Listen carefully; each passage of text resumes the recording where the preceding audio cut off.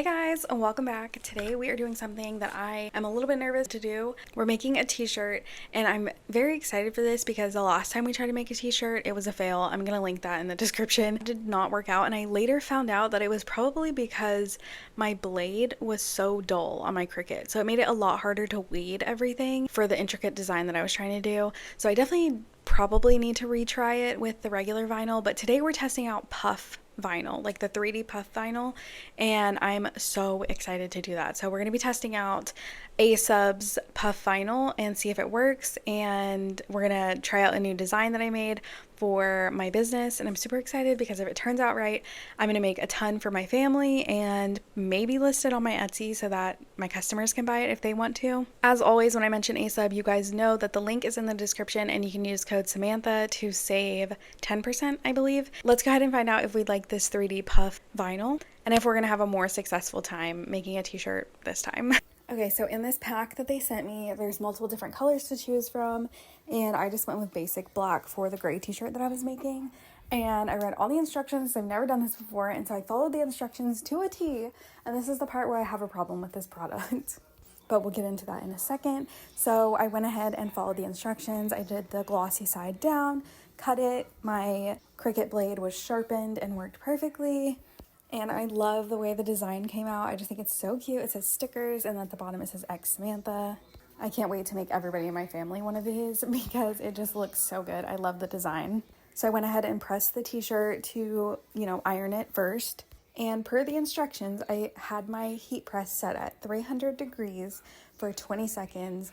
And I believe like 170 pounds or something. I don't remember the pressure, but it came out so weird. So I peeled the clear off and you can see it's like textured. It looks so weird. So I posted on Instagram and I asked all my t-shirt maker friends, what did I do wrong? And I got a couple suggestions to make some changes. So I was like, you know what? Another day. So a couple months later, here we are finishing this video. Okay, so that last clip you guys saw was from weeks ago.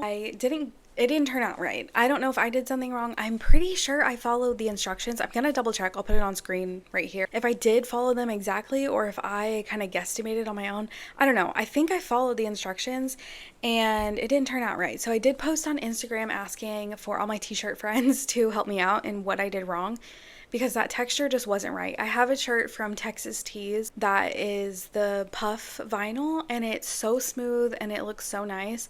So I knew that something was wrong. So we're gonna try it again today. I went to Hobby Lobby, got a ton of shirts because I love the way the design turned out. So I'm making some for everybody in my family. So we got shirts. We're gonna try again. Okay, so this time was way more successful. I used all the tips everyone gave me.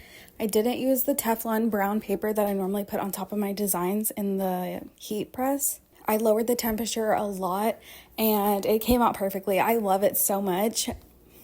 The texture is exactly how it's supposed to be.